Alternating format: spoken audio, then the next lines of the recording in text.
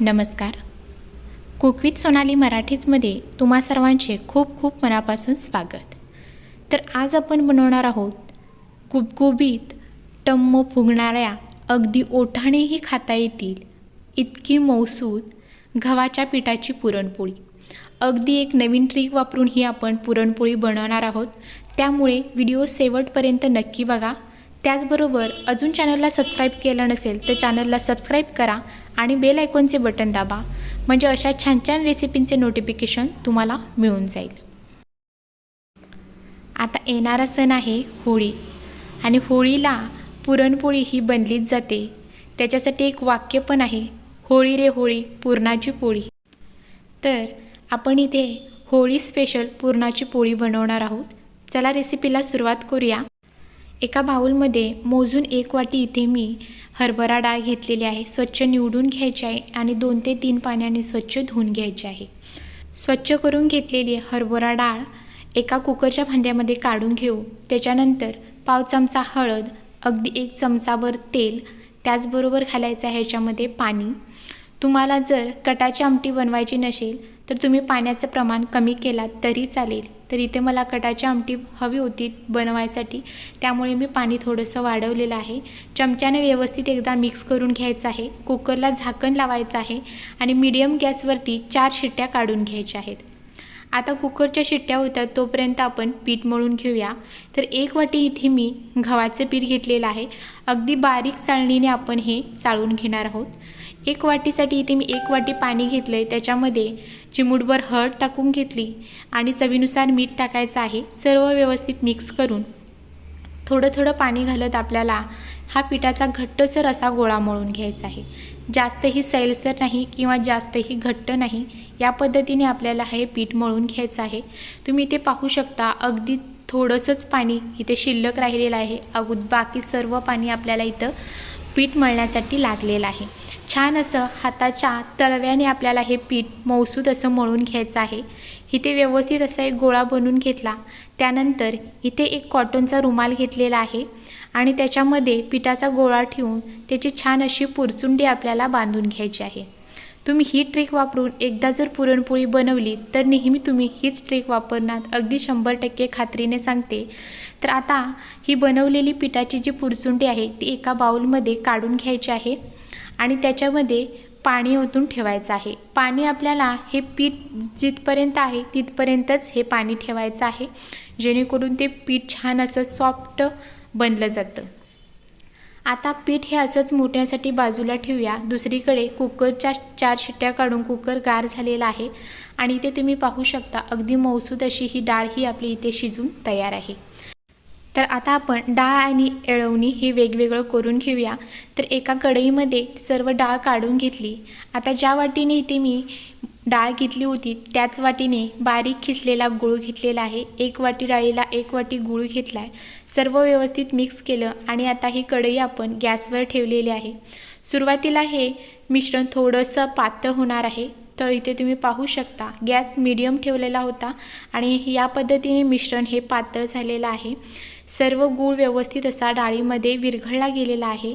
आता गॅस मंद करून आपल्याला घट्टसर होईपर्यंत आपल्याला ही डाळ अशीच परतत राहत शिजवून घ्यायची आहे.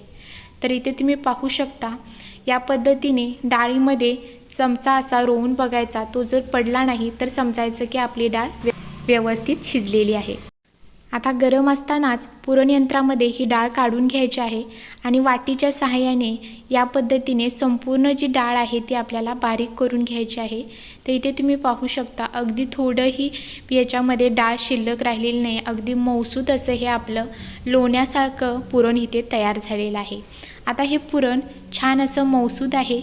आता हे असंच बाजूला ठेवायचं आहे. दुसरीकडे पीठ ही छान असं भिजलं गेलेलं आहे. आता पुन्हा हे पीठ पाण्यामधून काढायचं आहे आणि याच्यातील संपूर्ण जे पाणी आहे ते असं दोन्ही हाताने प्रेस करून संपूर्ण पाणी काढून घ्यायचं आहे.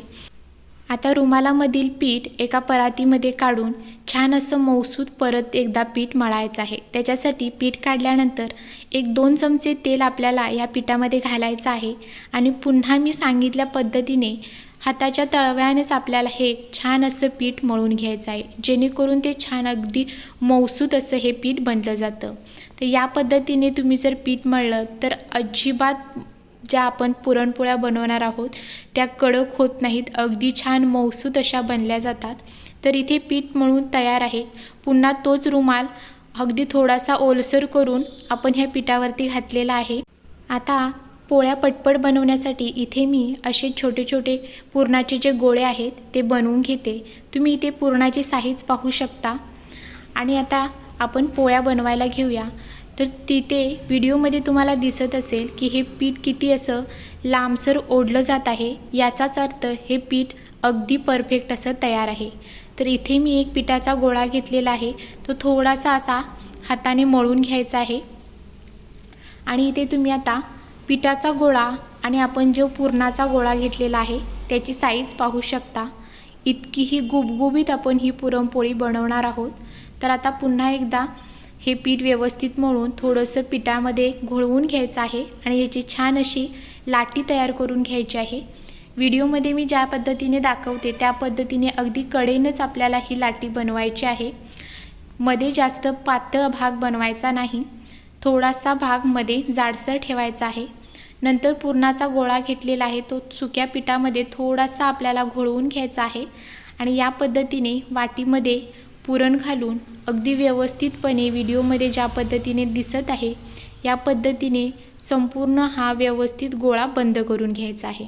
आपण ज्या पद्धतीने मोदक बंद करतो अगदी त्याच पद्धतीने आपल्याला इथे व्यवस्थित असं हे बंद करून घ्यायचं आहे। आणि उरलेला जो पिठाचा भाग आहे तो व्हिडिओमध्ये मी दाखवत आहे, अगदी चारी बाजूला असं फिरवत आपल्याला तो उरलेला पिठाचा गोळा काढून घ्यायचा आहे। आता दोन्ही हाताच्या साहाय्याने हा पिठाचा गोळा असा प्रेस करायचा आहे, जेणेकरून आतमध्ये जे आपण पुरण घातलेलं आहे ते सर्व बाजूला व्यवस्थित असं पसरलं जाईल। थोडंसं पोपटण्यावरतीही व्यवस्थित असं थापून घ्यायचं, म्हणजे ते सर्व बाजूला व्यवस्थित पुरण असं लागलं जातं। आता हलक्या हाताने आपल्याला कडेकडेने ही पुरणपोळी लाटून घ्यायची आहे। इथे तुम्ही पाहू शकता अगदी पोळपटनं भरून ही बाजूला गेलेली आहे। इतकी ही पातळ आणि व्यवस्थित अशी पुरणपोळी इथे आपली लाटून तयार आहे। आता पुरणपोळी बनवतानाच तवा गरम करून घेतलेला आहे, त्याच्यावरती पुरणपोळी घालायची आहे। हलकेसे बबल जर यायला लागले की आपल्याला पुरणपोळी परतून घ्यायची आहे आणि इथे तुम्ही परतल्यानंतर पाहू शकता अगदी काही सेकंदांमध्येच ही पुरणपोळी टम्म अशी फुगली जात आहे। आता आपल्याला दोन्ही बाजूनं वरच्या आणि खालच्या साईडला तूप लावून घ्यायचं आहे, तुम्ही तेलही वापरू शकता। आणि छान अशी एका बाजूनं भाजल्यानंतर पुन्हा दुसऱ्या बाजूनं परतून घ्यायची आहे आणि इथे अशी टम्म फुगलेली गुबगुबीत आपली इथे पुरणपोळी जी आहे ती तयार झालेली आहे।